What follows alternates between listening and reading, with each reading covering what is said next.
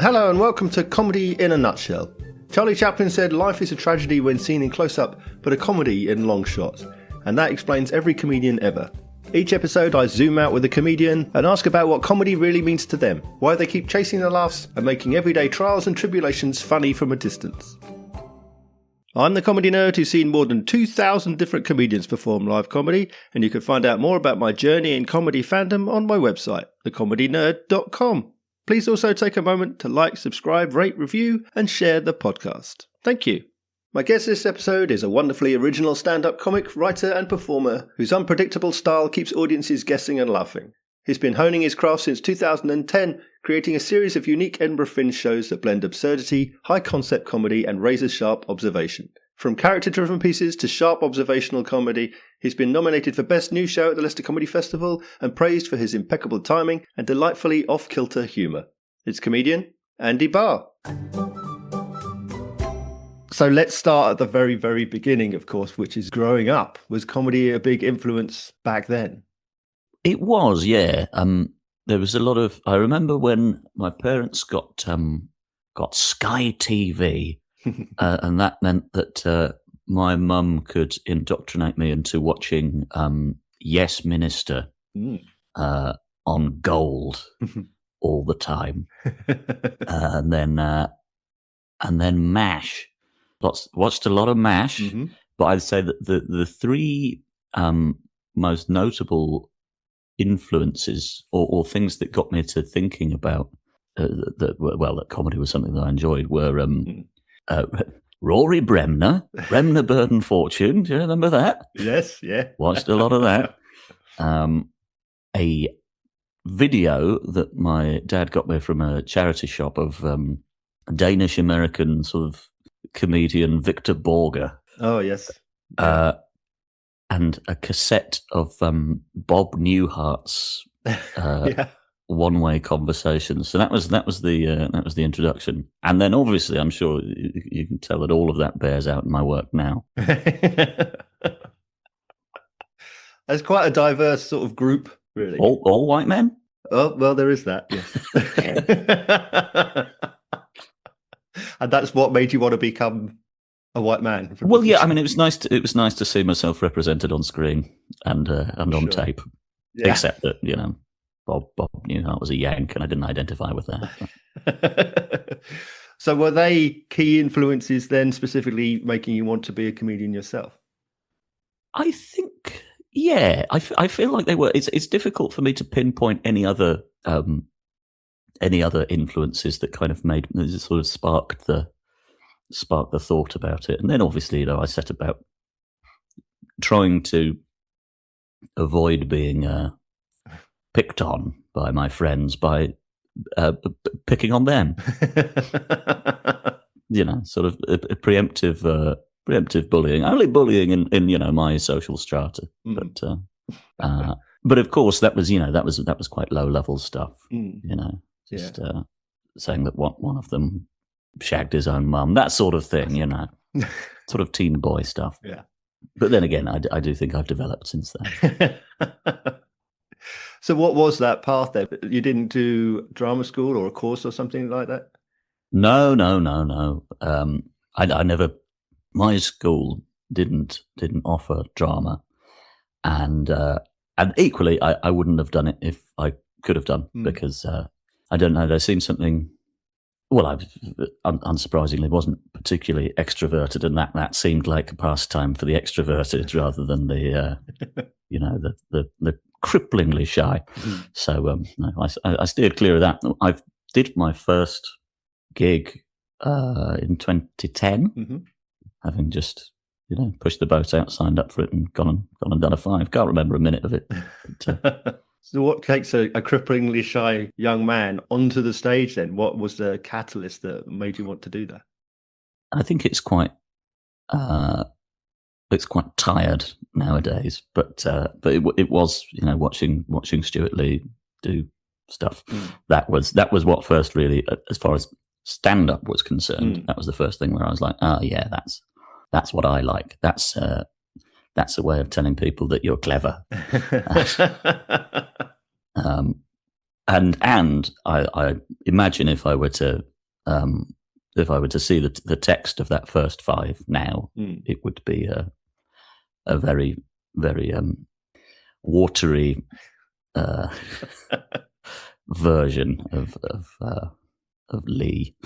And I do remember the remark that the compere said to me after I'd been on, which was, try not to be too Stuart Lee. Be careful. So you have no memory of the 5, but what was the gig? It was Party Piece, which ran at that time at a pub called, I think it might have been the Old Queen's Head or something in King's Cross. I can't remember who else was on. I went back there at a different point, and I think Ian Smith was on, or maybe Liam Williams and Sunil Patel, but God knows who was on the first one. But it was nice. Yeah, I enjoyed it. I had a few pints and and got through it. And obviously, still here fucking 15 years later. Something must have clicked. Yeah. So it wasn't the case that you caught the bug necessarily. I mean, what was your reaction having done the show, and then maybe having done the show? I just thought, oh well, that's me now. I'm doing this. Yeah. And then I went to university 2 days later, and there was a comedy society there, so I joined that, and then we were doing some badly promoted gigs in the corners of cafes on campus, and that was that. It's nice being able to, having done one gig before arriving, kind of get to feel like a big fish. I think you'll find that I've actually performed 5 minutes of comedy to a room full of 10 punters. So I'm something of a big name in the industry. But it was nice, and I was at university just like 40 minutes out of London, so I could, go in and ply my trade before getting the train back. Yeah. So what was the intention then? What were you planning to do at university and go on to from there? What was your original idea? Oh, I had no plan. I had absolutely no plan whatsoever. And I still don't. But the comedy's been going just well enough to keep me from developing my life in any other way. So it's a kind of unhelpful inertia, I think. But there we are. At some point, things will change sufficiently that I have to figure things out, but it hasn't happened yet.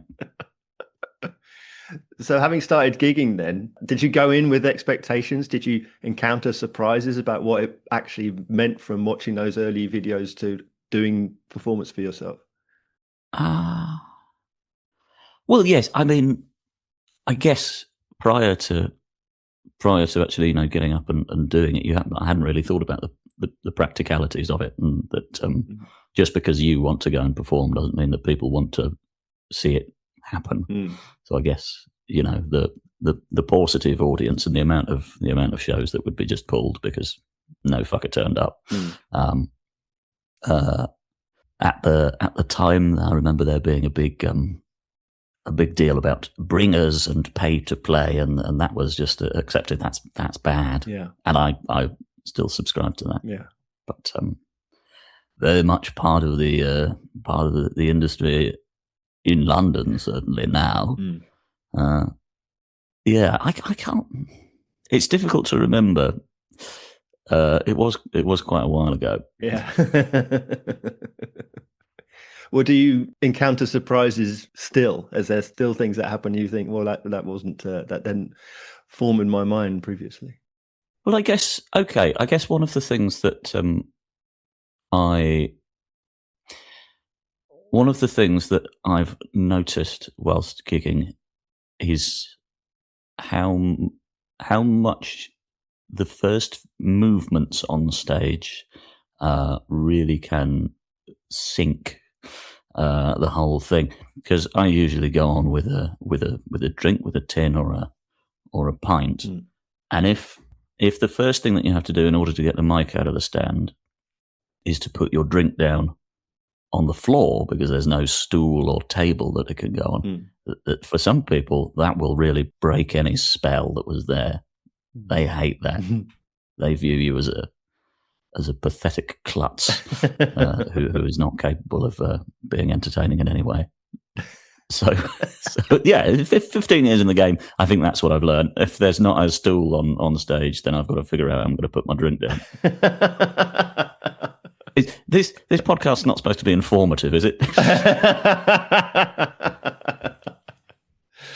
Well, we've got time. We'll see. Yeah, well, I don't know if time is necessarily what's going to be needed to formulate any wisdom in this old head. I'm sure it'll be useful to someone, however inadvertent that use may be. Yeah, so maybe I guess maybe what I would say to anyone who likes a drink and is taking up the mantle of comedian is get yourself one of those baseball caps that's got little can holders on the side and has straws, because then you don't have to deal with it. You do probably have to avoid leaning over, I guess, because you don't want spillage. But, yeah, a friend once tried to get into a festival with a bag of wine. There's the bags from the interiors of box wine. Box wine? No, it's not actually in a box. It's in a bag within a box. Mm-hmm. But he tried to sort of fasten it around his belly. Yeah. Well, he had it around the back. He had it in his back, strapped onto him. But at some point, something he was carrying accidentally knocked the tap on the bag. And he just started pissing red wine all over his arse. So don't do that. So how did you think about who you would be going on stage? Did you have a character or a persona readily prepared? I think it's sort of formed just through doing gigs. And in the early days it was very low energy, kind of downbeat, slow. Because I guess that was a sort of a self protection mechanism. It's fairly old hat, but if you're not putting any effort in, then can you really be considered to have failed? Yeah, I don't really. I did conceive of it as being some sort of character, but just like a sort of abstraction of me, a sort of mirror world. Mm-hmm. It's not me. That's it got to not be me, because again, if it were me, then that's me failing, but it's not. It's someone else. But I think sometimes that sort of low energy deadpan stuff can work, but a lot of the time, particularly in sparsely populated rooms, it's a real fucking drag. Bores everyone, dispels any goodwill that was in the room and creates a horrible environment for whoever's up next. So so that got kind of bred out, right, over time. But that when it's a character of you, when it's a person that you're playing, does that also then by extension give you like a license, if you like, to do or say things that you wouldn't otherwise say? Yes, well, I think it allows me to be a little more combative with some people, and yeah, more open to engaging with punters than because, and I think through doing comedy, I have become socially more capable and outgoing. And I used to do a bit where I would on stage dress up as Marilyn Monroe, and whilst putting the costume on, have a little bit of sort of banter with a few of the audience. And you'd go for fairly big, frightening-looking lads, and then having put the costume on, I would bellow and swear at them and be as absolutely horrible as I possibly could. in order to set up if you can't handle me at my worst, you don't deserve me at my best punchline. Mm-hmm. But I'm somebody who's pretty conflict averse and doesn't like getting beaten to a pulp. So that's the kind of stuff that I probably wouldn't do without having the safety blanket of it being in a performance space. I mean, probably not advisable in either circumstance, but yeah, we have these little ideas. Yeah, but you've not only done like a character of yourself, but you play characters as well. Yeah, there were characters within the character. I mean, I don't do that sort of stuff as much anymore because I've started writing material. But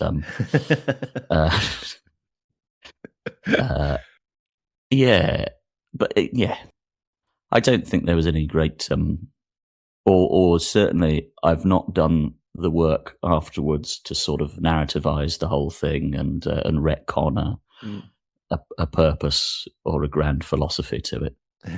It was just I'd had some silly little ideas, and if popping a little outfit on or using a prop would help bring them into the world, then that was the avenue. Yeah. Well, let's talk about doing collaboration a little bit. Oh yeah. So, like, you've collaborated with the Weirdos, obviously, where you're playing characters, and now you've got wonderful collaboration with Alexander Bennett, who you record the Born Yesterday podcast with. I mean, how much is collaboration a part of being a comedian, a part of your journey in comedy, if you like? How important is collaboration to you in that sense? It's very important to kind of feeling part of the scene, I guess, and feeling sort of accepted. I think if you're just plying your trade on your own, it can get quite lonely if you're not building nice little connections. And certainly, like joining up with the Weirdos and doing lots of Weirdos shows was crucial to giving me a sort of community where I could feel like I was, surrounded by creative, interesting people doing the kind of things that they wanted to do, and then kind of, coming together to create these absurd, in some cases, overlong situations that that people either enjoyed or they didn't. Was lovely. I thoroughly enjoyed that. From a sort of writing perspective, I've always been quite bad at writing and producing material with other people. So I guess for me, I'm happy if I'm going to collaborate, I will want to be a sort of, I guess, a tool that somebody else can use to fit their own vision. I don't want to have a great deal of creative input into it because those are my children, and I want to have control over what happens to them. Right. But I think that's a personal shortcoming rather than any theory or. And I know that you didn't mention the UK's number one alternative comedy themed coins based live stream. You missed that out. Yes, I did. Would you like to elucidate? I would like to elucidate. No one else, other than me and Edinburgh Comedy Award winning Sam Nicoresti, have produced a numismatics-based live stream that ran for a year and a bit. And it was good, and it's coming back. We don't know what format, but it'll be back. and one of the founder members of trying Brechtian avant-garde comedy. Don't know what you'd call it. Founder member of Consignia, though. Mm-hmm. You missed that out. Why aren't you playing the hits, Mark? I can't be expected to go through every single item on the CV. You are at liberty to bring them up, as indeed you have them. Yes. Yeah. there have been conversations about a 10-year anniversary of the first Proto Consignia show, so watch out for that. So many things to look forward to. Yes. I'm trying to think if I've done anything else that I think is notable. From a collaboration standpoint, no. You talked there for a moment about being protective of your writing. Is this the sort of thing they say, like, kill your darlings, and not being overly protective about things? But yeah, by the same token, do you, if you're writing material, do you keep jokes in for yourself, perhaps even if they don't land, that sort of thing?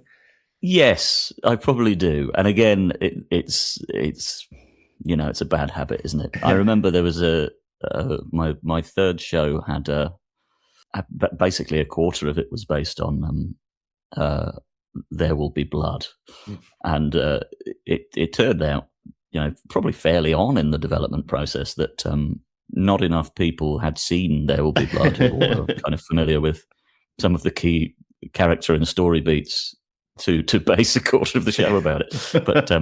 But it stayed in there. Yeah. And, I think it was rewarding to those who had seen the film, and hopefully just absurd enough to those who hadn't, that there could be some merit to be drawn from it. I think from a collaborative standpoint, when it comes to writing with other people, I am a little too. I get a little too. I don't know what to say. Kind of. I don't enjoy the necessary bit in writing stuff where you're working it out and it is still shit. I feel quite icky about that. So I don't have the fortitude to carry on past that to where you make it good. Yeah. And maybe some people who've watched some of my shows would say, yeah, we've noticed. But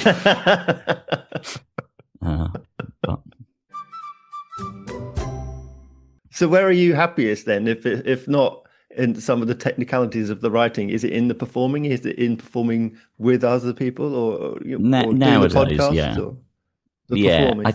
It's in the performing. I mean, I don't really sit down and write. I might have to start if, but no, it's nice to find stuff on stage, and nothing feels better than when you're really in lockstep with a room and everything's working out, and you can really try things, and then if you can remember them later, find a way to get back to them in future performances. Yeah, I get quite frustrated if I've written a bit, a bit has come up, and I don't immediately have an opportunity to get on stage and perform it. I like to be able to just get it out there, I think. Of course, there's a lot of getting it out there now, clips and that. Yeah, you don't have to finish a gag. You've just got to do it once, pop the clip online. That's done. That's out there, finished. God, I'm fucking crotchety old cunt. 35 years old. That's nothing, but still, you sound like a. Oh. So, I mean, in that sense, then, do you record gigs for the social media, or even for those moments where you are in step, as you say, and something works? Not really. I should, but the act of setting up a tripod at the back of the room and popping the phone on has always felt like a sort of bad luck. Because then you're going, oh yeah, I think this is going to be a good one. That almost guarantees that it's going to fucking suck.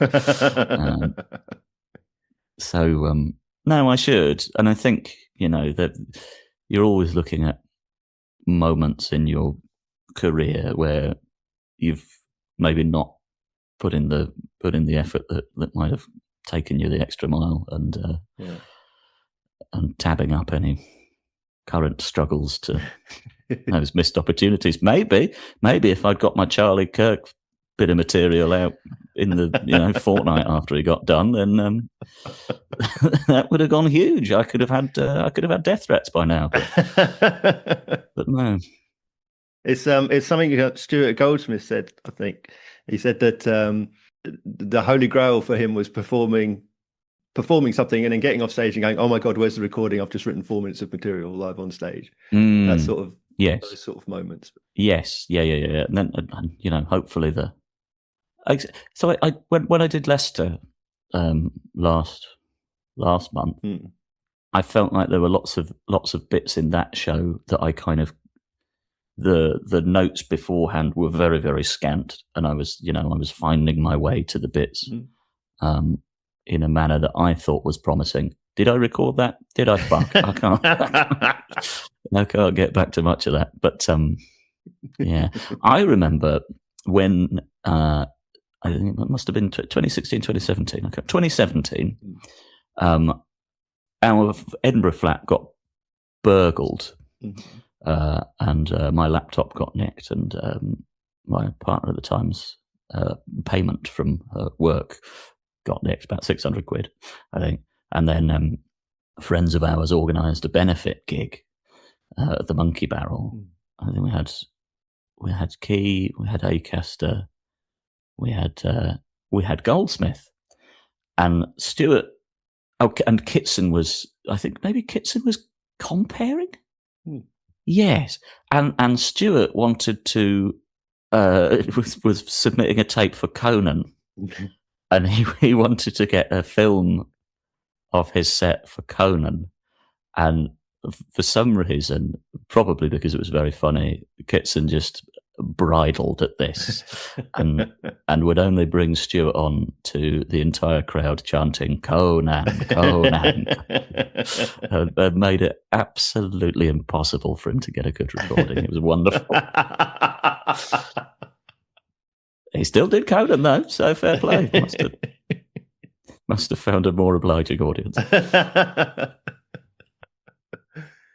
What about comedy for you then, as an entertainment? You've mentioned a lot of people there, and also, people who all white men again. You. Yeah, all those wonderful white men. How is comedy for you as something you can sit down and watch and enjoy, or are you analytical, or do you kind of avoid it? I think I'm a little bit too much inside things now to watch stuff from from the distance that you require to really enjoy them. I like going to shows when I can, but there's a really rubbish part of me which is always like, this seems like a good crowd. I'd like to do a bit. I would like to get back to watching more stuff, but when you're gigging and working, any evening that's free, that feels like it's quite precious. And I don't watch much televised stuff either. Yeah, no, I don't really consume comedy at all anymore. only that which I'm on with, which is bad. So so maybe that's why the career is static. We will be watching Saturday Night Live UK though, once we're off the record. Yes, you and me both. Yeah. So you mentioned 2017. Yeah. Which was, I think that was the year you did your first hour at Edinburgh, wasn't it? Yes. Yeah. Yes, it was. Yeah. So, I mean, as an Edinburgh Fringe debut, how heavy was that hanging over your head, that word debut? How big was that as an event before burglaries and benefit? I mean, it meant quite a lot to me to just get up there and do it. I that was what, 7 years in to performing. Yeah. I mean, now if I look back and think about it, I had absolutely no experience whatsoever and was still pretty green. And I don't think I put an incredible. I think nowadays acts debuting will have to contend with a lot more sort of anxiety about the big debut. But I didn't have that as much. I was just excited to be up there and to kind of get it out of the way, I think. The show wasn't especially coherent at the start, and I think it formed into something over the course of the festival. And I think that was probably towards the back end of that being a viable way of finding a show. And obviously, the idea of that approach to building a show is that you then do the show elsewhere. I missed out that step, but I built an hour. Yeah, that happened, and then that was that, and it was back to school on the 4th of September, and yeah, I don't know, I enjoyed it. I was at Dragonfly, so that was a challenge. A few more pulled shows than I would have liked, including one where my only audience member was Daniel Kitson, and I had to come out and say, "Look, Daniel, this show requires at least 3 separate audience volunteers. I cannot do this." And to be fair to him, he did come back the next night, and it wasn't very good. But there we are. It's all experience, isn't it? On the subject then of experience, how has your festival, your relationship with the festival changed over time from then up until this year?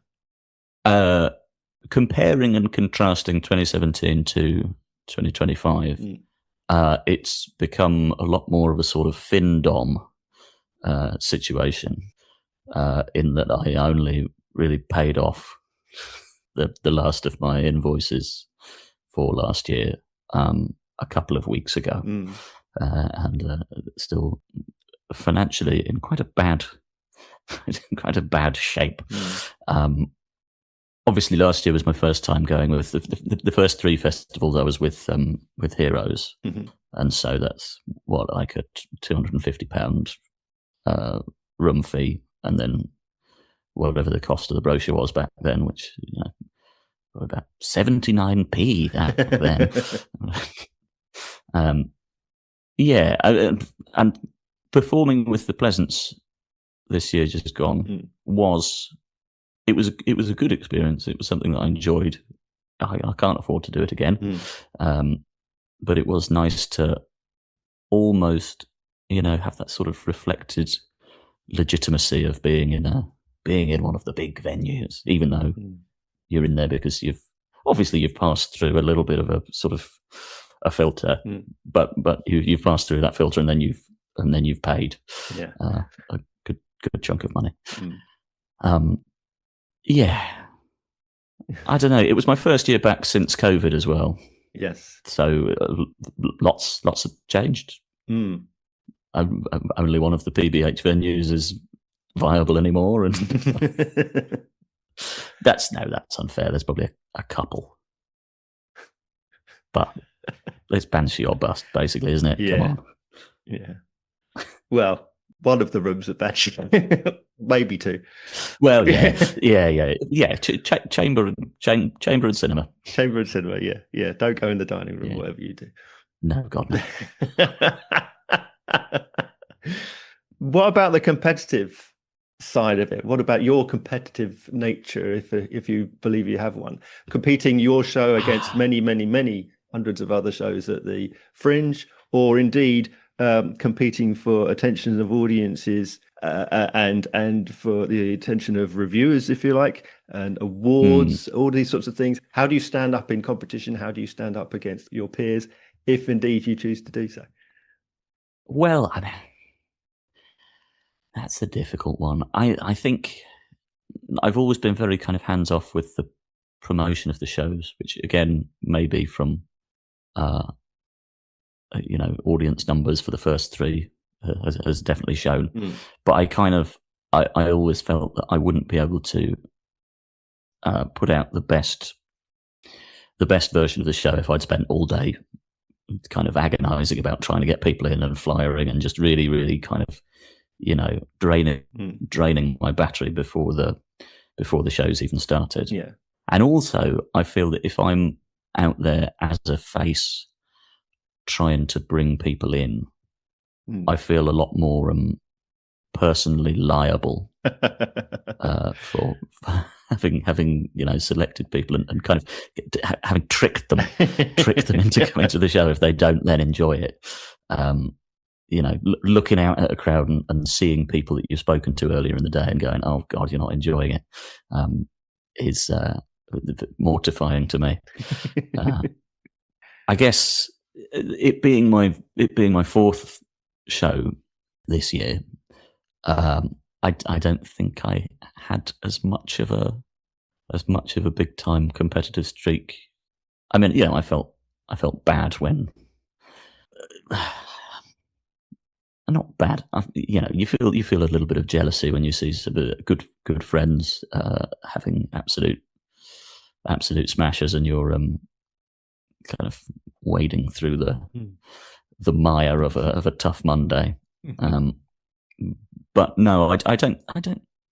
I felt a little less involved in the real, the battling, the on the ground battling for supremacy. I was just like, I'll go out there. I'm proud of this show. I'm happy that it's saying what I wanted it to say, and I feel good about being able to put that out there. And it's a privilege to be here. It's a joy, and I didn't pull anything. Didn't pull a show this year, which is a marked contrast to the three previous ones.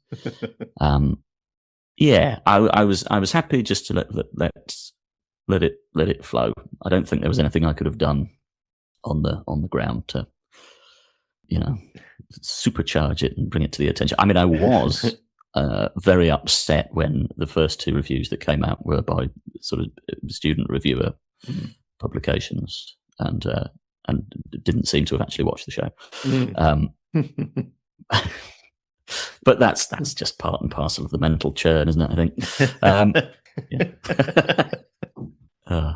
It's one thing for a reviewer to state an opinion, but then also sometimes the opinion is positive, as in the case of, for example, award nominations. And last year's 2025 at Leicester, you got a nomination for Best New Show for your work in progress, as it was. I did, yeah. That was very, very nice. And the Podcasters Award nominated by Chortle as well. Absolutely, yeah. What about those accolades and that kind of recognition? Yeah, well, I think my view is that awards and accolades and praise don't mean anything unless they happen to me, in which case they are lent an extreme boost in legitimacy for a short while. It's nice to get recognised. It's not the be all and end all, and it's not why we do it. It's not why we do it. It's about the audiences, but given that there's no, there's no sort of appraisal and pay progression structure in the self-employed world of comedy.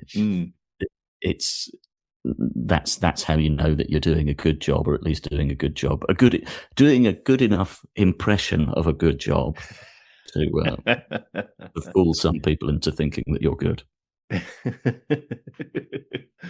Does it serve to reinvigorate you, re-inspire you to do more, to keep going at the very least? Yeah, it's just affirmation, isn't it? I mean, if you're plugging away at something for long enough and nobody's telling you that you're doing a good job, then it's worthwhile, and that what you've spent years and thousands of pounds ploughing yourself into is of worth. I think you can, unless you're one of those people who's blessed with absolutely zero self-reflexive capacity, you can start to think, maybe I should just maybe I should just give up. Maybe I'm not very good at this. Maybe it's totally pointless.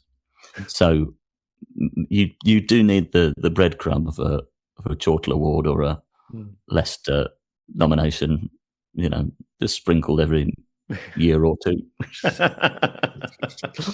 Just leading the path towards the grave. What about targets then? Do you set targets for yourself to keep you sort of focused? God, do I look like somebody who sets fucking targets, Mark? Come on. There are things that I would like to achieve, but given that over the Edinburgh shows, that was the first one. Do an Edinburgh show. Yes. Done that. Done for the cunts. Then get representation. Haven't done that. So that's next on the list. Would it be of any use? Fuck knows.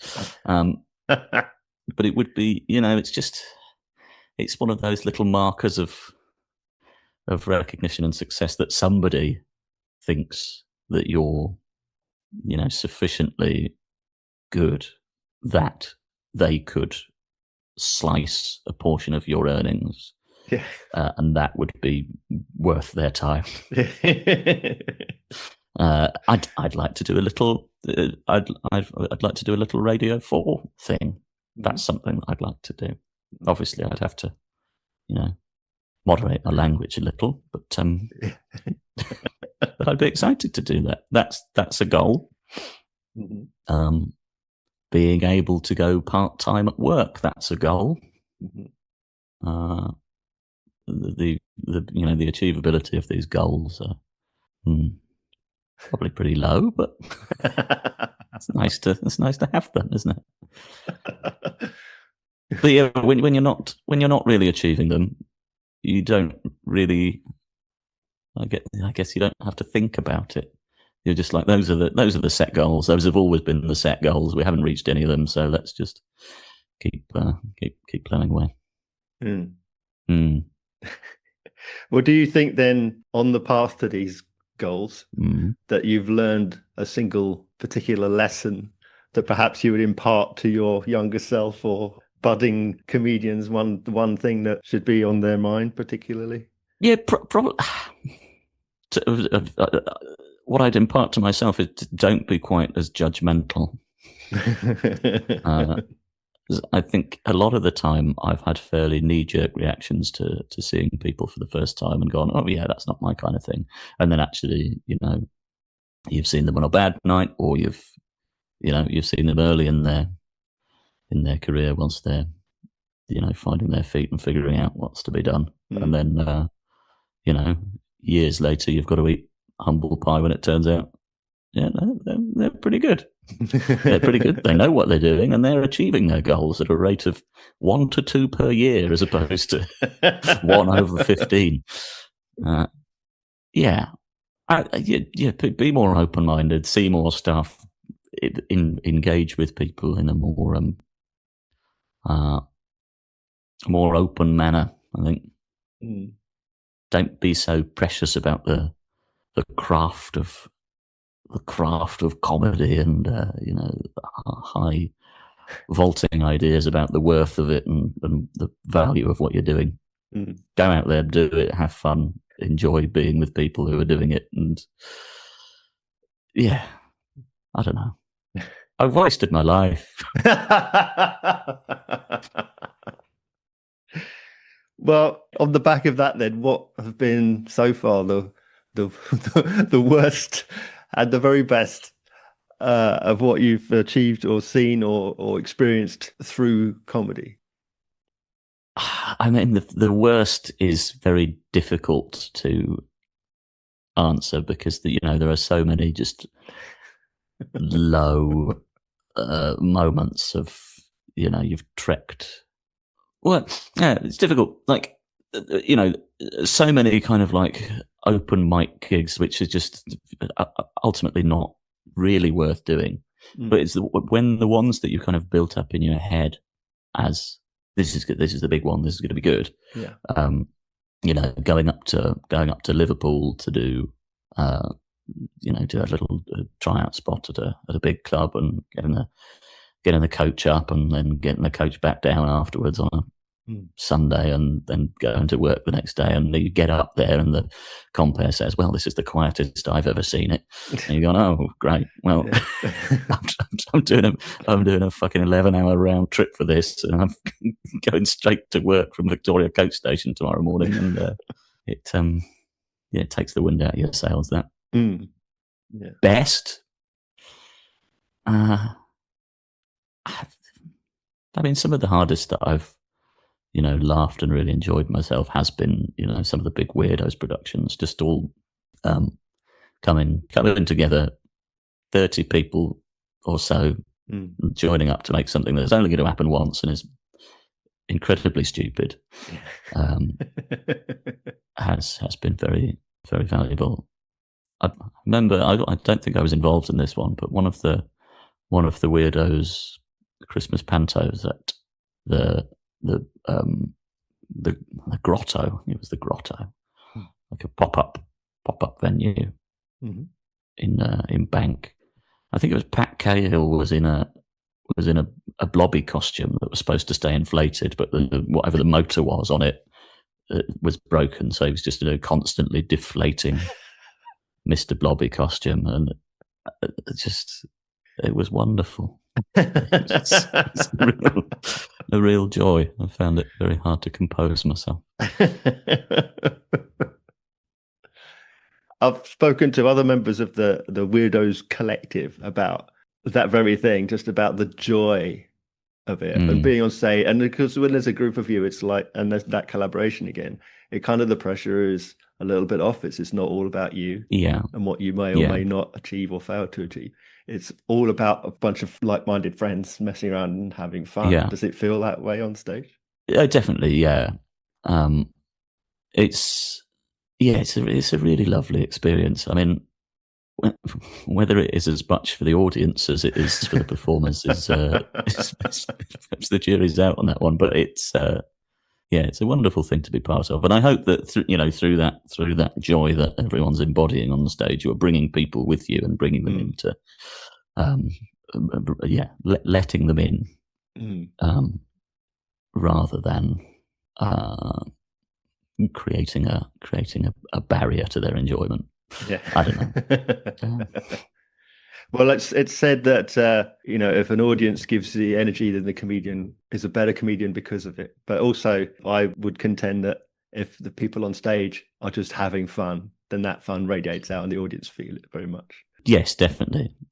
Unless it's improv, in which case it's no. I'm not coming for improv there. Any comedy can have a whiff of self-satisfaction about it that is off-putting. So, how can listeners find out all about you and where they can come and see you performing? They could go to my website. I've got a website. It's andybarcomedy.com. That has my live dates on it, which I'll update in a moment or two, if I remember. They can find me on Instagram promoting my wares and putting out the occasional reel. My Instagram handle is catballbag. I occasionally have used the children's app TikTok, but that's basically mirroring the Instagram content. So if you're not already on that, don't bother.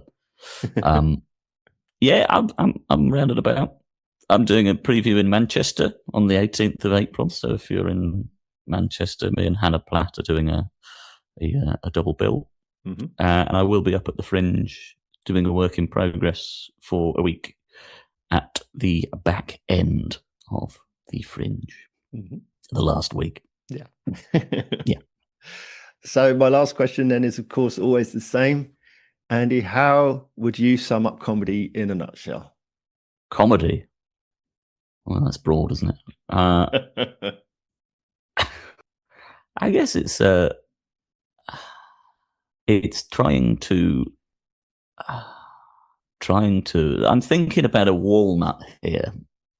And I'm imagining that the walnut is the comedy performance space, and the audience are in the walnut with you, you're trying to draw a sort of broad strokes illustration of what the world outside that walnut looks like inside the walnut, and hoping that people can find common ground in your understanding of the world outside the walnut whilst you're inside it.